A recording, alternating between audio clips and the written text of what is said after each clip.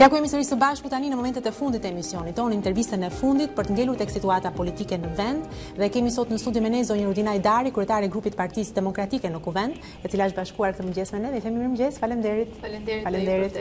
Mirë se erdhe. Rudina, është një situatë e cila të thuash e komplikuar në politikën shqiptare, nuk është pak. Por donim ta shikonim në këndvështrimin tënd. Ju jeni në Kuvend atje, keni një synim dhe e dim që doni reformë zgjedhore. Keni thënë para pak ditësh se nëse këta duan që ta shkarkojnë Ilir Metën, ne ndoshta do të negociojmë për këto 94 vota që duan në këmbim të votës për reformën zgjedhore. Pak ky ka qenë një interpretim. Qëndron? Unë nuk e kam bërë këtë deklaratë, me sa jam unë. Ndoshta kjo është një deklaratë. Është artikuluar në fakt nga kolegë tuaj, ndoshta jo të Partisë Demokratike, ka qenë reaksioni që jo nga grupi parlamentar. Jo për të thënë që nuk është një deklaratë e vlefshme. Mendoj që është shprehur nga një nga deputetët e grupit parlamentar të pavarur, jo të grupit parlamentar demokrat, por gjithsesi secili ka mendimin e tij apo të saj në lidhje me këtë gjë. Por për sa i përket shkarkimit të presidentit, ai është një proces shumë i gjatë dhe nuk është një gjë për të thënë kaq lehtë. Procesi i shkarkimit nuk është thjesht një proces që mund të bëhet thjesht me një fjalë goje. Pra, ka një procedurë shumë të gjatë kushtetuese, duhet ngrihet një komision hetimor, duhet të shikohen, duhet vi presidenti dhe të prezantohet, pra të merret në pyetje nga komisioni hetimor, pastaj ai komisioni hetimor zgjat për një kohë të gjatë, pastaj parlamenti i propozon pra fuqi propozuese për shkarkimin e presidentit. Dhe më pas shkon në gjykatën kushtetuese dhe gjykata kushtetuese e merr këtë vendim. Në djenin time nuk janë marrë absolutisht vota apo firma për të hapur si proces. Duhen 35 firma për të bërë kjo nis. Ne kemi pasur një takim me kryetarët e Kuvendit, pra konferenca e kryetarëve, dhe aty kemi marrë një vendim që do e debatojmë, pra do ketë një mocion për debat. Në lidhje me këtë çështje, mendoj që është një gjë shumë normale për të pasur një mocion për debat, sepse është një çështje e rëndësishme dhe presidenti ka marrë një vendim shumë të rëndësishëm dhe besoj se aty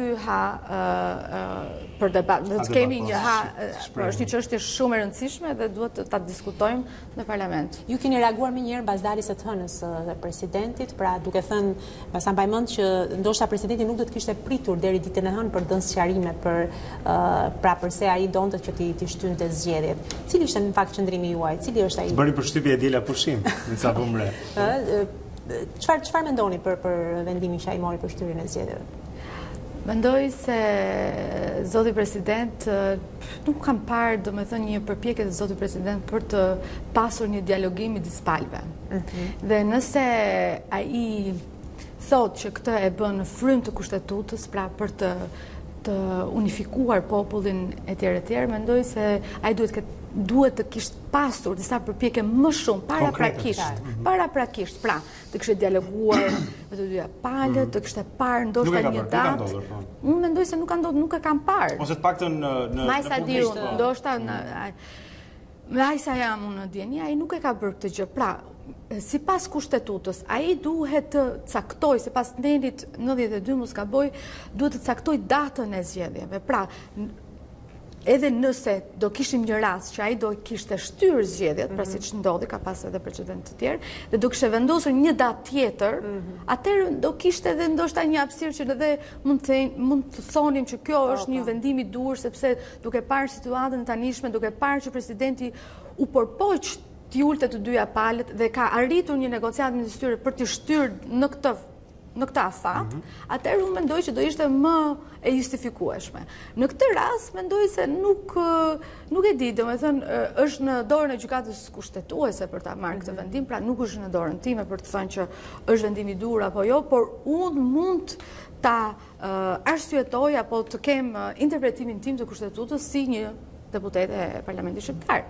Por vendimi pra në fund merret nga gjykata kushtetuese, duke parë që ne nuk kemi në një situatë që nuk kemi gjykatë kushtetuese, e bën situatën më të vështirë akoma. Kështu që nuk e dim se kujt i japim të drejtë në këtë rast. Dhe është e vështirë për të bërë një për të thënë. Nëse mund të, nga sa kuptojmë, ju jeni disi skeptike mbi motivet e presidentit apo mënyrën se si erdhi kjo shtyrje e beft, po e quajmë, me zgjedhjeve, domethënë zgjedhjet nuk do të ketë më 30 qershor, nuk kemi një datë, tani nuk dim se kur do votojmë në një farë forme. Ju mendoni që duhet të ketë zgjedhje në 30 qershor? I qëndroni për shembull deklaratat në Bruksel ndjeshin shumë të forta lidhur me datën e zgjedhjeve dhe rëndësinë e tyre. Ç'pozicion keni ju si deputetë e Kuvendit? Dgjoj, në lidhje me pozicionin e ndërkombëtarëve, mendoj që pëlluhet shumë me këtë pjesë.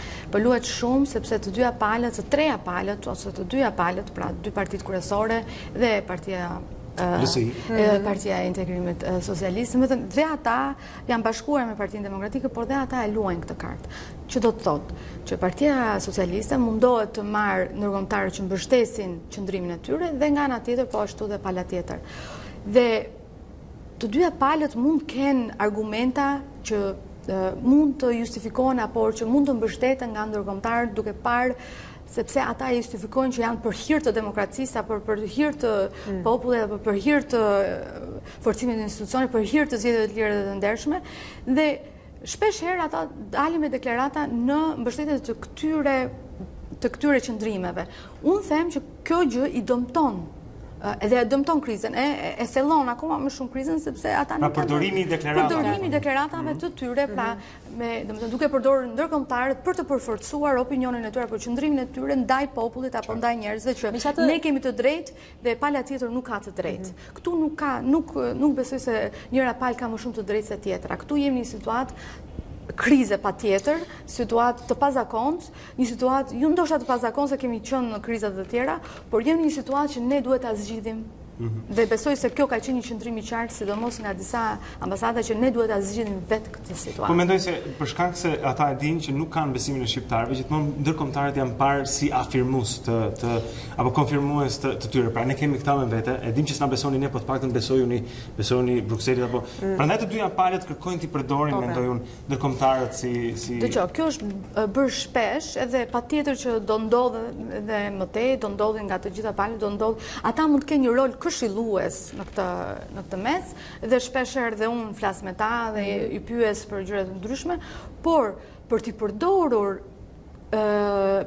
publikisht me deklaratat të ndryshme që përforcojnë një qëndrim apo tjetër, unë mendoj që kjo e dëmton. Megjithatë duhet të thënë që edhe ndërkombëtarët sikur ndonjëherë tjetër kanë qenë të paktën i kanë artikuluar vetë këto qëndrime. Të paktën pam Juncker dje, i cili pothuajse hapur shprehu idenë që zgjedhjet duhen mbajtur në 30 qershor, apo ka patur deklarata të tjera të cilat e kanë thënë këtë gjë, pra që zgjedhjet duhen mbajtur, pra kemi patur ndoshta sikur ndonjëherë tjetër një lloj pozicionimi, mund ta interpretojmë kështu, të ndërkombëtarëve deri diku mbase edhe jo në favor shumë të opozitës që ka dalë në rrugë?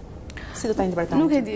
Shpesh herë kur dëgjoj deklaratat e tyre, mundohem që të shkoj edhe të shoh të gjithë deklaratat, se shpesh herë për shembull mediat kapin një fjali dhe thonë dhe heqin jashtë kontekstit. Flas për deklaratat që janë bërë publikisht, dhe që kemi dëgjuar. Edhe shpesh herë domethënë nuk e shikoj që media e përdor këtë pjesën për të theksuar diçka më shumë nga deklaratat e tyre dhe ndoshta heq edhe jashtë kontekstit, se më ndodh shpesh për shembull që mund të jem referuar një lloj deklarate dhe të më thonë që dëgjoj nuk e kemi thënë këtë, e kanë hequr jashtë kontekstit dhe duhet të jemi të kujdesshëm pra kur përdorim deklaratat e tyre dhe themi që pse e kanë bërë këtë apo pra të hedhim akuzat të tilla.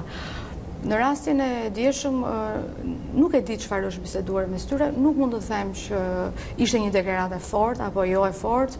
Ishte një deklaratë që ndoshta në mënyrën se si mund ta ketë justifikuar zoti Rama ka bërë sens, por nuk mund të them që nuk mund të kemi një gjykim mbi këtë.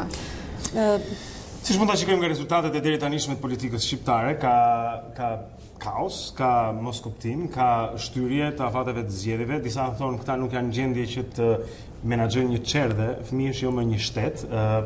Dhe njerëzit, Rudin, janë duke pritur për një brez tjetër. Duan një ndryshim rrënjësor, dhe realishtet duan një rifreskim politikës shqiptare. Ju jeni prezantuar në politikë edhe si një prej personave që mund të sjellë këtë, pra një tjetër lloj kulture politike në vendin tonë. A mund të dalim, a mund të kemi një tjetër lloj kulture përveç kësaj, sharrosjes totale gjatë gjithë kohës? Tani përpara se të dalim të kjo pjesa, dua që të theksoj edhe një gjë tjetër që mendoj që është e rëndësishme, sidomos për krizën aktuale dhe për vendimin e presidentit që mori ditët e fundit apo dje që shpjegoi. Mendoj se ai duhet kishte përfshirë dhe faktin se duhet një reformë zgjedhore. Pra, nëse ne flasim për të pasur zgjedhje të ardhshme, atëherë si do sigurohemi pra si vend që do kemi këto zgjedhje, pra si do arrim që të kemi zgjedhje të lira apo të ndershme të luftojmë fenomenin e shitblerjes së votës. Pra, fakti që nuk përfshihet si gjë tregon që ka një anashkalim të rolit të parlamentit, ka një anashkalim të rolit të opozitës, ka një anashkalim në mënyrës se si funksionon parlamenti dhe kjo gjë mendoj unë presidenti do ta shikojë me vëmendje dhe të reflektojë mbi këtë gjë sepse ai tha shprehmisht që opozita jashtë parlamentit po delegjitimon institucionet e Shqipërisë, pra po delegjitimon parlamentin dhe nuk është e drejtë kjo që apo jo.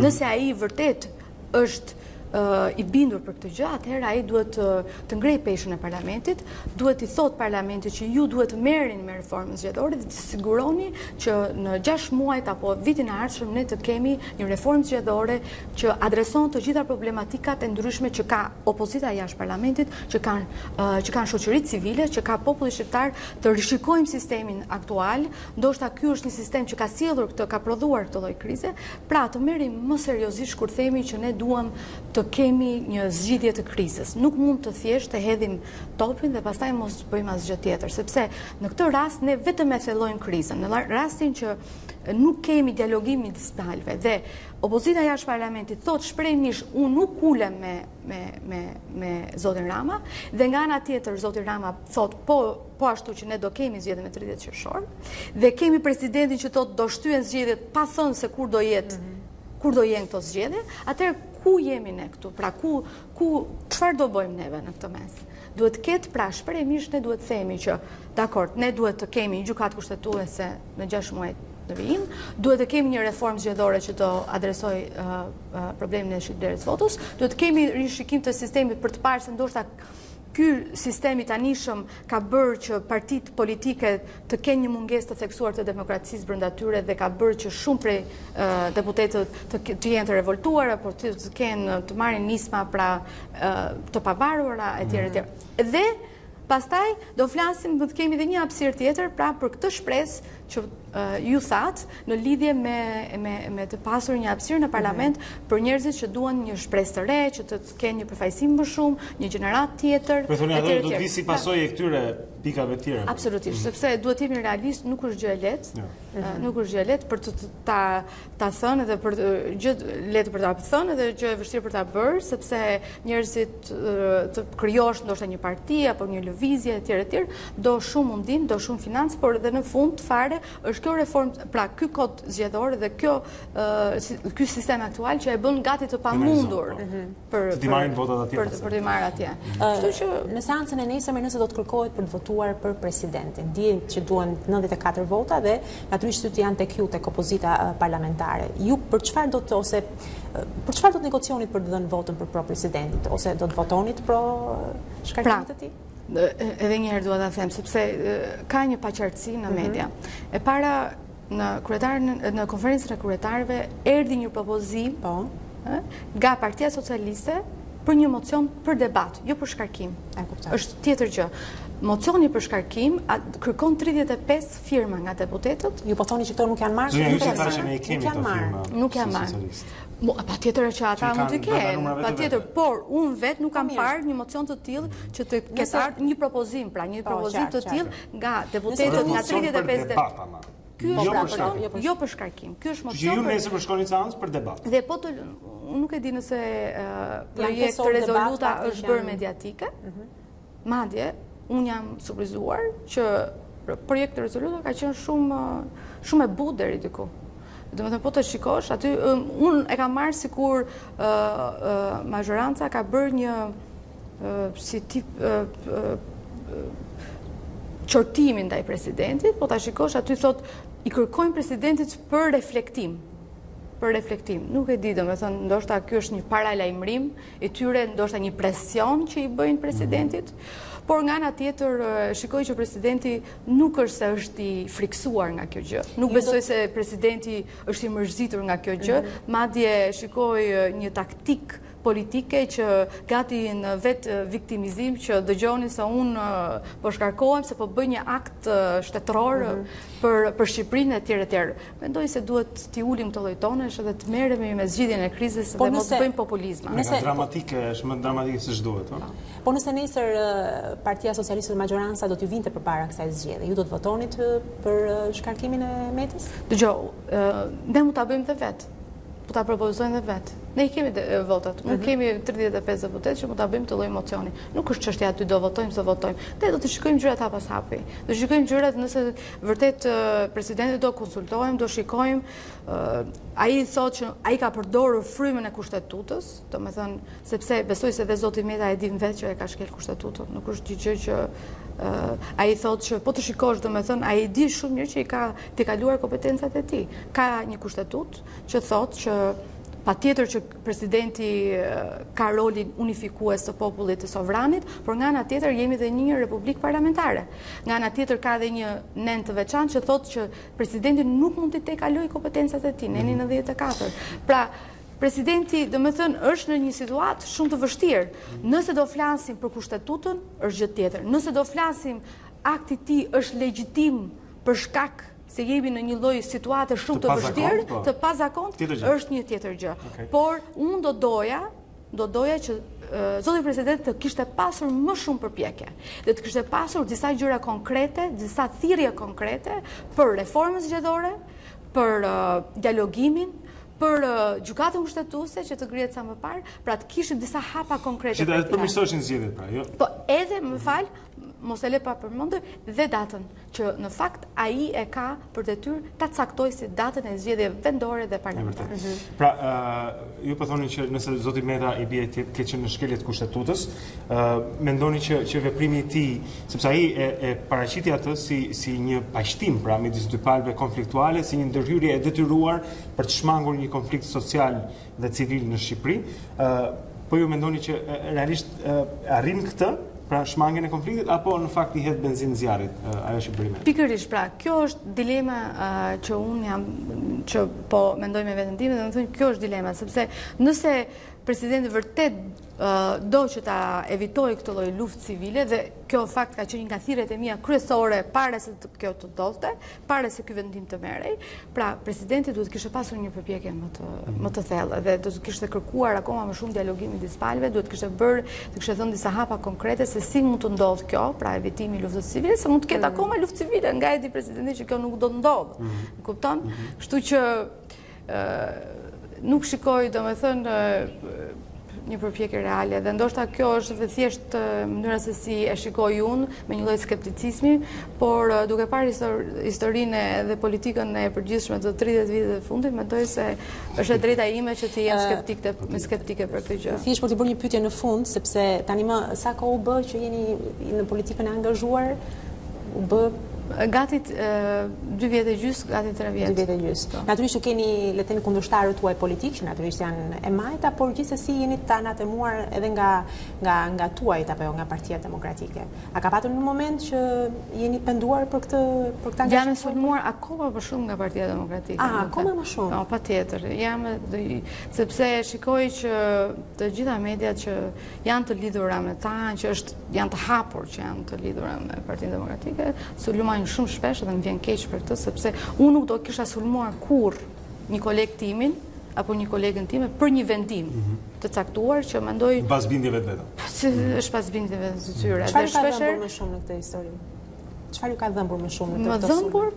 Dgjoj, unë nuk është se më ka dhëmbur, sepse kur beson vërtet në ato që bën, duhet të jesh i fortë dhe duhet të jesh i bindur që kjo është rruga që ti duhet zgjedhësh. Përndryshe atëherë sulmet do të dëpërtojnë dhe do bësh akoma edhe më i pafuqishëm ndaj njerëzve që përfaqëson etj. Për mua ka pas efekt të kundërt, më ka bërë akoma më të fortë dhe nuk më ka ndikuar fare këto sulme të ndryshme, sepse shikoj që shpeshherë këto sulme vinë për shkak të pendimit që ata kanë që e kanë marrë këtë lloj vendimi. Dhe më vjen keq për disa prej tyre, por është një realitet në fakt pasi me pishmane. Do të thotë që sot nuk do uroni kryetarin e partisë për ditëlindjen. Ka ditëlindjen kryetari Lulzim Basha sot. Nuk e dija, në fakt nuk e kam, nuk e dija se nuk e di shumë kolegëve, nuk është, besoj se është ditëlindja e urojmë të gjithëve. Besoj që është gjë e mirë kur ja urojmë datëlindjet të kryetarëve të partive, sepse do të thotë që nuk është se jemi kaq të verbër ndaj liderëve. Dikur jetoni me 16 dhjetorin e Beroxhës dhe ke shumë drejtë në viziona. Ludina Hajdari, zonja Zotrinj, ishte me ne, është deputete e Partisë Demokratike në Kuvendin e Shqipërisë, kryetare e grupit PD-s atje. Ludina, faleminderit për kohën. Faleminderit shumë. Suksese.